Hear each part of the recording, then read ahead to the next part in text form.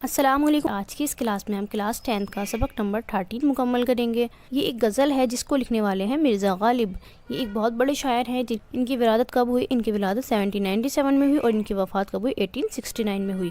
مرزا اسد اللہ خان غالب کی ولادت آگرے میں ہوئی، یعنی ان کا پورا نام کیا ہے؟ مرزا اسد اللہ خان غالب ان کا یہ پورا نام ہے، اور ان کی ولادت یعنی پیدائش کہاں ہوئی تھی؟ آگرے میں ہوئی تھی۔ ابھی وہ بچے ہی تھے کہ والد کا انتقال ہو گیا، یعنی بہت ہی کم عمری میں ان کے والد کا سایہ ان کے سر سے اٹھ گیا۔ ان کے چچا نصر اللہ بیگ نے ان کی پرورش کی، یعنی جب ان کے والد کا سایہ ان کے سر سے اٹھ گیا تو ان کی پرورش کس نے کی؟ ان کے چچا نے کی۔ شادی کے بعد غالب دہلی آ گئے۔ شادی ان کی کب ہوئی تھی؟ 13 برس کی عمر میں۔ تبھی یہ کہاں گئے تھے؟ آگرہ چھوڑ کر دہلی آ گئے تھے۔ یہاں کے علمی اور ادبی ماحول میں ان کے شعری ذوق کی تربیت ہوئی۔ بہت جلد انہوں نے اپنی الگ پہچان بنا لی اور اعلیٰ ادبی مقام حاصل کر لیا۔ غالب نظم اور نثر دونوں پر یکساں قدرت رکھتے تھے، یعنی برابر کی قدرت رکھتے تھے۔ دونوں میں ان کا انداز بہت منفرد اور دلکش ہے، یعنی دل کو چھو لینے والا ہے۔ خیال کی بلندی، مضمون آفرینی اور شوخی ان کے کلام کی نمایاں خصوصیات ہیں۔ ان کی شاعری میں انسان کے وجود اور اس کی دنیا کے گہرے مسئلوں کا بیان ملتا ہے۔ غالب جتنے بڑے مفکر تھے اتنے ہی بڑے فنکار بھی تھے۔ اپنے کلام کی وسعت کے ساتھ ساتھ غالب اپنے صنائی اور اپنی طباعی کے لیے بھی ہمیشہ یاد رکھے جائیں گے۔ سب سے بڑی بات یہ ہے کہ غالب نے جو بلند مرتبہ شاعری میں حاصل کیا وہی مرتبہ ان کی نثر کو بھی حاصل ہے۔ دیوان غالب میں بمشکل 2000 اشعار ہیں، لیکن غالب ہندوستان ہی میں نہیں دنیا کے بڑے شاعروں میں شمار کیے جاتے ہیں۔ ان کے خطوط کے مجموعے اردو معلیٰ اور عود ہندی کے نام سے شائع ہوئے ہیں۔ ان کے 2 خطوط کے مجموعے ہیں، کون کون سے ہیں؟ اردو معلیٰ اور عود ہندی۔ آئیے غزل شروع کرتے ہیں۔ دیکھیے غزل کا جو پہلا شعر ہوتا ہے اسے ہم کیا کہتے ہیں؟ اسے ہم کہتے ہیں مطلع، اور جو غزل کا آخری شعر ہوتا ہے اسے ہم کیا کہتے ہیں؟ اسے ہم کہتے ہیں مقطع، جس میں شاعر اپنا تخلص پیش کرتا ہے اسے ہم کیا کہتے ہیں؟ مقطع، جو ہوتا ہے غزل کا آخری شعر۔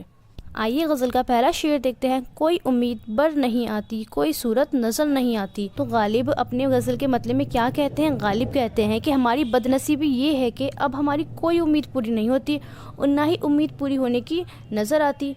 سیکنڈ ہے، موت کا ایک دن معین ہے، نیند کیوں رات بھر نہیں آتی، یعنی معین ہے یعنی مقرر ہے، یعنی فکس ہے، تو نیند کیوں رات بھر نہیں آتی؟ غالب کہتے ہیں کہ ہم نے سنا ہے کہ موت کا تو ایک دن طے ہے، یعنی فکس ہے، تو اپنے وقت پر آئے گی ہی، مگر ہماری نیند کو کیا ہوا جو رات بھر ہم جاگتے رہتے ہیں۔ نیکسٹ ہے، آگے آتی تھی حال دل پہ ہنسی، اب کسی بات پر نہیں آتی۔ تو غالب کیا کہتے ہیں؟ غالب کہتے ہیں کہ عشق میں ہمارا حال یہ ہو گیا ہے کہ اپنی حالت دیکھ کر ہم خود پر ہنسی آ جاتی تھی، لیکن اب کسی بات پر ہمیں ہنسی ہی نہیں آتی، ہم تو ہنسنا ہی بھول گئے ہیں۔ نیکسٹ ہے کچھ ایسی ہی بات جو چپ ہوں ورنہ کیا بات کر نہیں آتی۔ تو شاعر کیا کہتے ہیں؟ غالب کا کہنا ہے کہ میں کسی محفل میں کسی خاص وجہ سے خاموش ہوں، کسی بات کا جواب نہیں دے رہا ہوں، مگر اس کا مطلب یہ نہیں ہے کہ مجھے بات کرنی نہیں آتی۔ نیکسٹ ہے، کعبے کس منہ سے جاؤ گے غالب، شرم تم کو مگر نہیں آتی۔ تو اس کا کیا ہے؟ آئیے اس کی تشریح کرتے ہیں۔ جیسے میں نے آپ کو ابھی بتایا ہے یہ غزل کا مقطع ہے، تو اس غزل میں کیا بولتے ہیں شاعر؟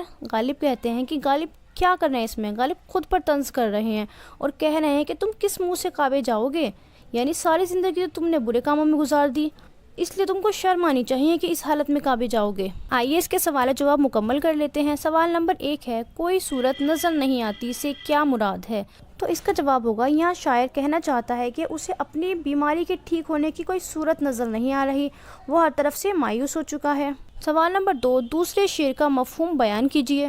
تو اس کا جواب ہوگا، اس شعر میں غالب کا کہنا ہے کہ اس موت کا تو ایک وقت مقرر ہے اور اس مقرر وقت میں آئے گی، لیکن نیند کا تو کوئی وقت مقرر نہیں ہے، پھر رات بھر کیوں نہیں آتی نیند، ہم کیوں رات بھر جاگتے رہتے ہیں۔ سوال نمبر 3، کعبے جانے سے شاعر کو شرم کیوں آتی ہے؟ تو اس کا جواب ہوگا، کعبے جانے سے شاعر کو اس لیے شرم آتی ہے کیونکہ اپنی بدعمالیوں کے باعث شاعر شرما رہا ہے کہ وہ کعبہ